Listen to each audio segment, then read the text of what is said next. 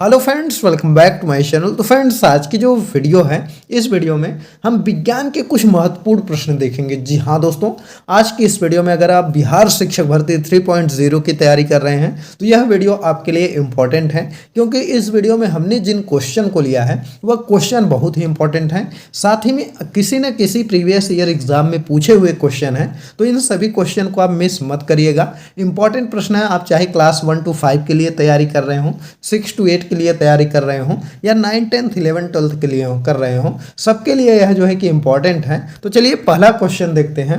पहला क्वेश्चन आपका है कि घरेलू विद्युत उपकरण किस क्रम में जुड़े होते हैं। तो देखिए, घर में जो उपकरण जुड़े होते हैं वह किस क्रम में आपके जुड़े होते हैं? श्रेणी क्रम में, समांतर क्रम में, मिश्रित क्रम में, कि उपयुक्त में से कोई नहीं। तो देखिए, इसका जो सही आंसर आपका होगा वह होगा समांतर क्रम में। जी हाँ दोस्तों, हमारे घर में जितने भी उपकरण जुड़े होते हैं, जैसे बल्ब हो गया, पंखे हो गए, हीटर हो गए, ये सब समांतर क्रम में जुड़े होते हैं। तो इसका ऑप्शन नंबर बी आपका सही हो जाएगा। चलिए अगला प्रश्न हम लोग देख लेते हैं। अगला प्रश्न आपका दिया गया है कि सोना चांदी प्लेटिनम को नोबल धातु कहते हैं क्योंकि ये भूपर्पटी में स्वतंत्र अवस्था में पाई जाती हैं, ये अधिक मूल्यवान है इसलिए कहते हैं, कि ये प्रकृति में सूक्ष्म मात्रा में पाई जाती हैं इसलिए कहते हैं, कि उपयुक्त में से कोई नहीं। तो देखिए, अगर हम बात करें सोना चांदी प्लेटिनम की, जिनको कि नोबल धातु कहा जाता है, वह क्यों कहा जाता है? क्योंकि ये भूपर्पटी में स्वतंत्र अवस्था में पाई जाती है। तो ये वाला ऑप्शन आपका सही हो जाएगा। इसलिए जो है कि सोना हो गया, चांदी हो गया, प्लेटिनम हो गया, इनको नोबल धातु कहते हैं। अगला प्रश्न देख लेते हैं। अगला प्रश्न आपका दिया गया है कि समुद्र जल से नमक को कैसे प्राप्त किया जाता है। तो जो समुद्र जल होता है उससे जो है कि हम लोग नमक को कैसे प्राप्त करते हैं? वाष्पीकरण द्वारा, आश्वन द्वारा, क्रिस्टलीकरण द्वारा, कि प्रभावी आश्वन द्वारा। तो देखिए, अगर हम बात करें समुद्र जल से जो नमक हमको मिलता है वह मिलता है वाष्पीकरण द्वारा। जी हाँ दोस्तों, पानी को, जो समुद्र का पानी है उसको जो है कि एक क्यारी में हम लोग इकट्ठा कर देते हैं और उसके बाद वह धीरे धीरे सूखता है, वाष्पीकरण होता है सूर्य के प्रकाश से, और वहाँ पर जो है कि पानी जो रहता है वो निकल जाता है और हमारा जो नमक है वह बच जाता है। तो वाष्पीकरण द्वारा इसको करते हैं। तो ऑप्शन ए आपका सही हो जाएगा। अगला प्रश्न हम लोग देख लेते हैं। अगला प्रश्न आपका दिया गया है कि शरीर वह वातावरण तथा कोशिका व उसके पर्यावरण के मध्य गैसों का आदान प्रदान होता है। तो जो गैसों का आदान प्रदान होता है वह कैसे आपका होता है? स्वतंत्र तंत्र के द्वारा होता है, कि उत्सर्जन तंत्र के द्वारा होता है, कि पाचन तंत्र के द्वारा होता है, कि उपरोक्त में से कोई नहीं। तो देखिए, इसका जो सही आंसर हो जाएगा वह आपका हो जाएगा स्वतंत्र तंत्र के द्वारा। जी हाँ दोस्तों, शरीर व वातावरण तथा कोशिका व उसके पर्यावरण के मध्य जो गैसों का आदान प्रदान है वह श्वसन तंत्र के द्वारा होता है। तो ये वाला ऑप्शन आपका सही है। नेक्स्ट प्रश्न हम लोग देख लेते हैं। अगला प्रश्न आपका दिया गया है कि हमारे शरीर में रक्त परिसंचरण तंत्र के कार्य क्या हैं? पोषक पदार्थ व ऑक्सीकृत रक्त को शरीर के विभिन्न अंगों की ओर ले जाना, उपापचयी अपशिष्ट पदार्थों को उत्सर्जी अंगों तक ले जाना, उपयुक्त ए और बी दोनों, कि उपयुक्त में से कोई नहीं। तो देखिए, अगर हम इसके सही आंसर की बात करें तो इसका जो सही आंसर हो जाएगा वह यह दोनों ऑप्शन सही हैं। जी हाँ दोस्तों, हमारे शरीर में जो रक्त परिसंचरण तंत्र के कार्य होते हैं वह पोषक पदार्थ व ऑक्सीकृत रक्त को शरीर के विभिन्न अंगों तक ले जाते हैं, साथ ही में उपापचयी अपशिष्ट पदार्थों को उत्सर्जित अंगों तक ले जाते हैं। तो यह भी ऑप्शन सही है। तो ऑप्शन नंबर सी इसका सही हो जाएगा, ए और बी दोनों। नेक्स्ट प्रश्न हम लोग देख लेते हैं। अगला प्रश्न आपका दिया गया है कि स्पंज है। तो स्पंज क्या है आपका? स्पंज जलीय जीव है जिसमें उत्कीय विभेदन नहीं होता है। इसका शरीर कोशिकाओं की एक ही परत का बना होता है। यह होता है कि स्पंज स्थलीय जीव है तथा इसके उत्कीय विभेदन पाया जाता है कि स्पंज जलीय जीव है। इसमें अंग व अंग तंत्रों का पूरा विकास होता है, कि उपयुक्त में से कोई नहीं। तो देखिए, अगर हम बात करें स्पंज के बारे में तो जो आपका स्पंज होता है वह ऑप्शन नंबर 1 हो जाएगा सही, क्योंकि स्पंज एक जलीय जीव होता है जिसमें उत्कीय विभेदन नहीं होता है और इसका जो है कि शरीर कोशिकाओं की एक ही परत का बना होता है। तो इसको याद रखिएगा। स्पंज, यह इंपॉर्टेंट प्रश्न है, हो सकता हो कि इस बार आपके परीक्षा में पूछ लिया जाए। अगला प्रश्न देखते हैं। अगला प्रश्न आपका है कि कोशिका की खोज किए थे, किसने किया था? रॉबर्ट हुक ने, रॉबर्ट ब्राउन ने, जेई पराकिंजे ने, कि एंटोनी वान ल्यूवेनहॉक ने। तो देखिए, अगर हम बात करें कोशिका की, तो कोशिका की खोज जो किए थे वह आपके रॉबर्ट हुक किए थे। जी हाँ दोस्तों, रॉबर्ट हुक ने 1665 ईस्वी में कोशिका की खोज की थी, तो इसको याद रखिएगा। चलिए अगला प्रश्न देख लेते हैं। अगला प्रश्न आपका है कि माइटोकॉन्ड्रिया का मुख्य कार्य क्या है? कोशिका श्वसन में भाग लेना, ईआर द्वारा संश्लेषित पदार्थों का संग्रह करना, उत्सर्जन में सहायता प्रदान करना, कि उपयुक्त में से कोई नहीं। तो देखिए दोस्तों, अगर हम बात करें कि जो आपका माइटोकॉन्ड्रिया होता है इसका कार्य क्या होता है, तो इसका कार्य होता है कि कोशिका श्वसन में भाग लेना। जी हाँ दोस्तों, ये वाला ऑप्शन आपका सही हो जाएगा। जो माइटोकॉन्ड्रिया का मुख्य कार्य ही होता है कि कोशिका श्वसन में भाग लेना। अगला प्रश्न आपका है कि प्लास्टिड के संदर्भ में सत्य कथन कौन सा है? प्लास्टिड केवल पौधों की कोशिकाओं में पाए जाते हैं। क्लोरोफिल प्लास्टिड का ही एक प्रकार है जिसमें क्लोरोफिल पाया जाता है और यह सूर्य की प्रकाशीय ऊर्जा का रासायनिक ऊर्जा में परिवर्तन कर देता है कि ए और बी दोनों सत्य है कि उपयुक्त में से कोई नहीं। तो देखिए इसका जो सही आंसर हो जाएगा वह हो जाएगा कि ए और बी दोनों सत्य हैं। जी हाँ दोस्तों, सी वाला ऑप्शन आपका सही हो जाएगा, क्योंकि जो प्लास्टिड होता है यह केवल पौधों की कोशिकाओं में पाए जाते हैं और प्लास्टिड का ही एक प्रकार होता है जिसमें क्लोरोफिल पाया जाता है और यह सूर्य की प्रकाशीय ऊर्जा का रासायनिक ऊर्जा में परिवर्तन करता है। चलिए नेक्स्ट प्रश्न हम लोग देख लेते हैं। अगला प्रश्न आपका है कि कोशिका का आत्मघाती दस्ता कहा जाता है। तो कोशिका का आत्मघाती दस्ता किसको कहते हैं? लाइसोसोम के कहते हैं, कि माइटोकॉन्ड्रिया को कहते हैं, कि गाल्गी काय को कहते हैं, कि लवक को कहते हैं। तो इसका जो सही आंसर हो जाएगा वह हो जाएगा लाइसोसोम। जी हाँ दोस्तों, यह तो इसमें पूछा गया कोशिका का आत्मघाती दस्ता जो है वह लाइसोसोम को कहेंगे। कभी कभी क्वेश्चन आपसे पूछता है कि आत्महत्या की थैली किसको कहते हैं, तो वह आपका लाइसोसोम ही होता है। और दोस्तों अगर आपसे पूछा जाए कि ऊर्जा गृह किसको कहते हैं, विद्युत गृह किसको कहते हैं शरीर में, तो वह आपका क्या हो जाएगा? माइटोकॉन्ड्रिया हो जाएगा। यह ऊर्जा घर होता है। चलिए अगला प्रश्न देख लेते हैं। दोस्तों अगर आपको इसका पीडीएफ चाहिए तो लिंक आपको डिस्क्रिप्शन में टेलीग्राम चैनल का दिया गया है, उस पर क्लिक करके हमारे टेलीग्राम चैनल पर चले जाइए और वहां से इसको डाउनलोड कर सकते हैं। साथ ही में टेलीग्राम चैनल पर भी हमको फॉलो कर लीजिएगा, क्योंकि कोई भी सूचना रहती है तो वहां पर तुरंत बता दिया जाता है। साथ में जो क्लास हम लगाते हैं उसका जो पीडीएफ वगैरह है हम जो है कि अपने टेलीग्राम चैनल पर दे देते हैं, तो उसको भी आप डाउनलोड कर सकते हैं। और कभी भी यूट्यूब पर जब क्लास आती है तो उसके पहले वहां पर नोटिफिकेशन में डाल दिया जाता है कि क्लास आने वाली है, तो आप तक नोटिफिकेशन सबसे पहले पहुंच जाए। तो इसके लिए आप हमको टेलीग्राम पर जरूर फॉलो करिएगा। चलिए जो है कि अगला प्रश्न देखते हैं। अगला प्रश्न है कि जीव की सबसे छोटी संरचनात्मक एवं कार्यात्मक इकाई होती है, कोशिका होती है, ऊतक होता है, कि रक्त होता है, कि हड्डी होती है? तो देखिए अगर हम बात करें कि जो जीव की सबसे छोटी संरचनात्मक एवं कार्यात्मक इकाई की, तो वह आपका क्या होता है? तो वह आपका कोशिका होता है। तो ये वाला ऑप्शन सही हो जाएगा।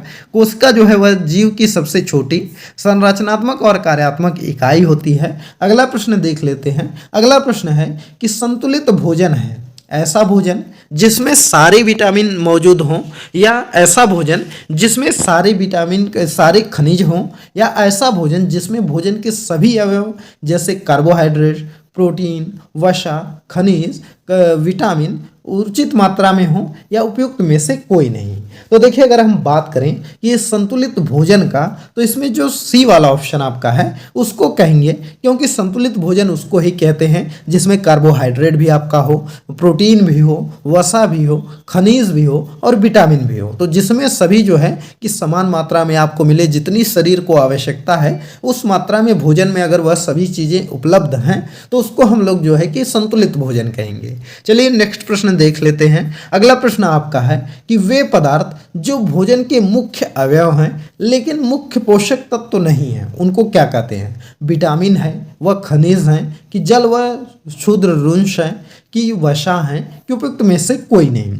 तो देखिए अगर हम इसमें बात करें तो इसका जो सही आंसर हो जाएगा वह हो जाएगा जल व रुक्ष अंश। जी हाँ दोस्तों, जल शरीर के लिए सबसे ज़्यादा जरूरी है, क्योंकि जल के बिना शरीर का काम ही नहीं चलेगा। और आप जान ही रहे हैं कि मनुष्य के शरीर में 60 से 70% आपका जल ही होता है। तो यही ऑप्शन अब इसका सही हो जाएगा। चलिए नेक्स्ट प्रश्न देख लेते हैं।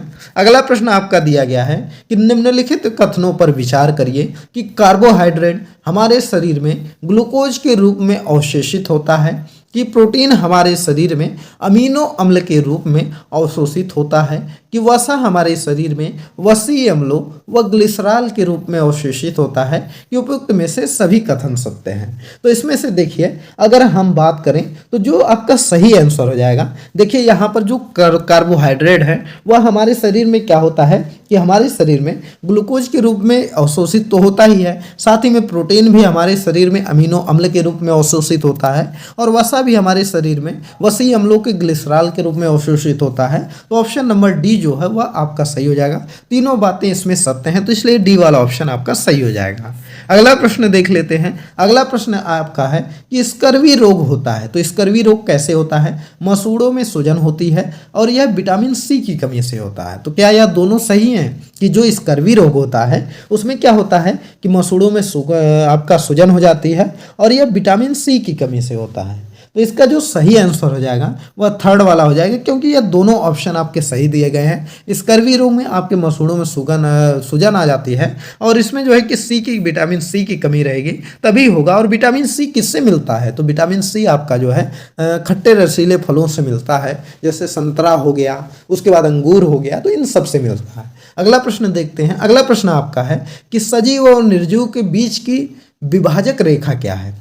जो सजीव हैं जो निर्जीव हैं उनके बीच की विभाजक रेखा को क्या कहते हैं? कि सजीव कुछ निश्चित जैविक प्रक्रम यथा पाचन, श्वसन व उत्सर्जन करते हैं जबकि निर्जीव नहीं करते हैं। सजीव जनन करते हैं जबकि निर्जीव जनन नहीं करते हैं। सजीव गमन करते हैं जबकि निर्जीव गमन नहीं करते हैं। उपयुक्त में से कोई नहीं। तो देखिए अगर हम इसमें बात करें कि जो ये क्वेश्चन आपका पूछा गया है कि सजीव और निर्जीव के बीच की विभाजक रेखा, तो इसका ए वाला ऑप्शन आपका सही हो जाएगा। जी हाँ दोस्तों, सजीव कुछ निश्चित जैविक प्रक्रम जैसे पाचन हो गया, श्वसन हो गया और उत्सर्जन करते हैं जबकि निर्जीव ऐसा नहीं करते हैं। चलिए नेक्स्ट प्रश्न हम लोग देख लेते हैं। अगला प्रश्न आपका दिया गया है कि किस विटामिन की कमी से रक्त का थक्का नहीं जमता है? तो कौन सा ऐसा विटामिन है जिसकी कमी से रक्त का थक्का नहीं जमता है? तो वह सी है कि के है कि ए है कि डी है? तो देखिए वह विटामिन जो है वह आपका विटामिन के है। जी हाँ दोस्तों, विटामिन के की कमी से आपके शरीर के जो रक्त है उसका थक्का नहीं जमता है। और विटामिन के किससे मिलता है? तो विटामिन के जो मिलता है वह आपका तेल हो गया, अंडे हो गए, हरी सब्जियां हो गया, तो इन सब से जो है कि मिलता है। और वहीं पर अगर हम बात करें विटामिन डी की, तो विटामिन डी हमको सूर्य के प्रकाश से मिलता है, साथ ही में अंडे वगैरह खाएंगे तो उससे भी मिलेगा। साथ ही में अगर हम ए की बात करें तो ए जो होता है इससे रतौंधी नामक रोग होता है विटामिन ए की कमी से। और साथ ही में विटामिन ए की जो मिलता है वह गाजर हो गया, तो इससे मिलता है, दूध से मिलता है। तो बहुत से जो फल आपके होते हैं उसको खाने से विटामिन ए मिलता है, तो इसको याद रखिएगा। चलिए नेक्स्ट प्रश्न हम लोग देख लेते हैं। अगला प्रश्न आपका है कि बीसीजी का टीका लगाया जाता है। तो बीसीजी का टीका क्यों लगाया जाता है? तपेदिक से बचाव हेतु, हेपेटाइटिस से बचाव हेतु, टिटनस से बचाव है कि डिप्टीरिया से बचाव है? हम बात करें बीसीजी के टीके के, तो इसको कब लगाया जाता है? तो इसका आप लोगों को अगर आंसर पता हो तो आंसर कमेंट करके बताइए। तो चलिए इसका आंसर हम बताते हैं। तो इस यह देखिए, जब आपको तपेदिक हो जाता है तो तपेदिक से बचाव के लिए बीसीजी का टीका लगाया जाता है, तो इसको आप याद रखिएगा। चलिए नेक्स्ट प्रश्न देख लेते हैं। अगला प्रश्न आपका है कि जन्म के समय बच्चे को कौन सा टीका लगाया जाता है? बीसीजी का, डीपीटी का, उपयुक्त तो दोनों, उपयुक्त में से कोई नहीं। तो देखिए जन्म के समय बच्चे को जो टीका लगाया जाता है वह आपका बीसीजी का टीका लगाया जाता है। जी हाँ दोस्तों, जो आपका तपेदिक से बचाव के लिए बीसीजी का टीका लगाते हैं, तो इसलिए जब जन्म लेता है बच्चा तो उसी समय लगाया जाता है जिससे कि वह ना हो। अगला प्रश्न देखते हैं। अगला प्रश्न है कि ट्रिपल एंटीजन वैक्सीन क्या है?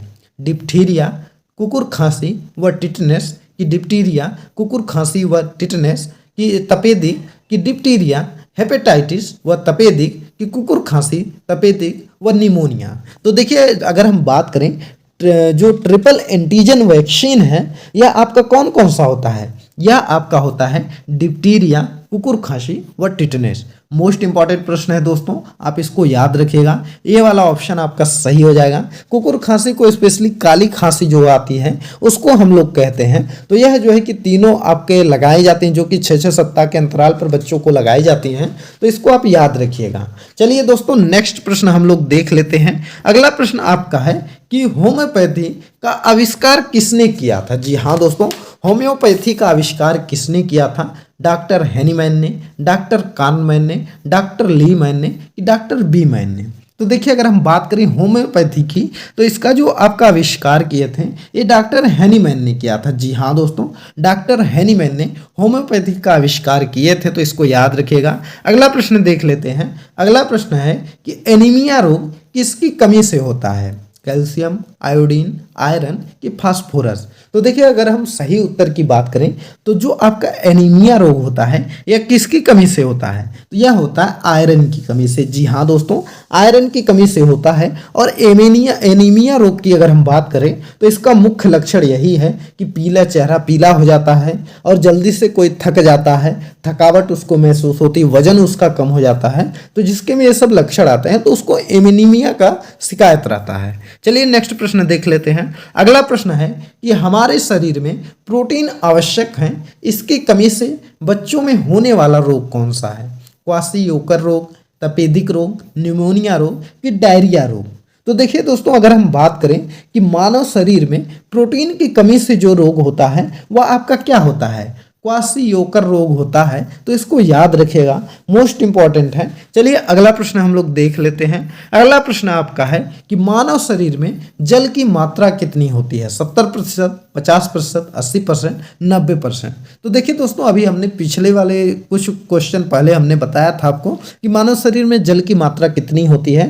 तो मानव शरीर में जो जल की मात्रा होती है वह लगभग 70% होती है। तो इसको याद रखिएगा, मोस्ट इंपॉर्टेंट है, बहुत बार जो है कि एग्जाम में पूछा गया है। अगला प्रश्न देख लेते हैं। अगला प्रश्न आपका है कि जल द्वारा फैलने वाले रोग कौन से? हैजा, टाइफाइड, हेपेटाइटिस, फाइलेरिया कि मलेरिया? तो देखिए इनमें से आपको छांटना है कि जल द्वारा फैलने वाले रोग कौन से हैं, तो बताइए जल्दी से। चलिए इसको हम बताते हैं। तो देखिए जल द्वारा जो फैलने वाला रोग आपका है वह आपका एक तो हैजा है, हैजा भी आपका जल द्वारा फैलता है। साथ ही में आपका टाइफाइड भी फैलता है, तो इसको याद रखिएगा। और साथ ही में आपका जो हेपेटाइटिस है यह भी आपका जो है कि जल द्वारा फैलता है। तो यह तीनों आपके जो है कि सही हैं। तो ऑप्शन नंबर ए जो है कोड का वह सही हो जाएगा। तो यही थे दोस्तों आज की वीडियो के टॉप 25 क्वेश्चन जो कि आपके बीपीएससी टीआरई के लिए मोस्ट इंपॉर्टेंट हैं। अगर आप 1 to 5 के लिए तैयारी कर रहे हो, साथ में 6 to 8 के लिए पढ़ रहे हो। 6 to 8 में क्या है कि जिनका साइंस का सब्जेक्ट होगा, मतलब मैथ और साइंस का, उनके में तो थोड़ा जो है कि साइंस हार्ड आएगी, लेकिन जो 40 नंबर आपका जीएस जीके में साइंस आती है उसमें ये सभी क्वेश्चन मिलेंगे। जी हाँ दोस्तों, जो 40 नंबर में जीके जीएस वाला पोर्शन होता है उसमें जो साइंस आती है उसमें यह सभी क्वेश्चन में से कोई ना कोई क्वेश्चन जरूर मिलेगा। तो आप उसके लिए इसको पढ़ सकते हैं। और साथ ही में अगर आप अदर सब्जेक्ट की तैयारी कर रहे हैं जैसे सामाजिक विज्ञान, हिंदी वगैरह से हैं, तब तो उसमें जो है कि आपका यह सब प्रश्न देखने के लिए मिलेंगे, क्योंकि जो 40 नंबर जीके जीएस आता है वह सभी में कॉमन रहता है। तो दोस्तों अगर आपको वीडियो पसंद आई हो तो लाइक करिए। इसका पीडीएफ अगर आप प्राप्त करना चाहते हैं तो हमारे टेलीग्राम चैनल पर चले जाइए, वहां से आपको जो है कि इसका पीडीएफ मिल जाएगा। लिंक जो है कि डिस्क्रिप्शन में दिया गया है, उस पर क्लिक करिए, टेलीग्राम चैनल पर जाकर के डाउनलोड कर लीजिए। और दोस्तों चैनल अगर आपको अच्छा लग रहा हो, पसंद आ रहा हो, वीडियो क्वालिटी पसंद आ रही हो तो चैनल को सब्सक्राइब कर लीजिए, वीडियो को लाइक कर दीजिए, ज़्यादा से ज़्यादा शेयर करिए। चलिए मिलते हैं अगले एक नई वीडियो में एक नए टॉपिक के साथ, तब तक के लिए बाय बाय।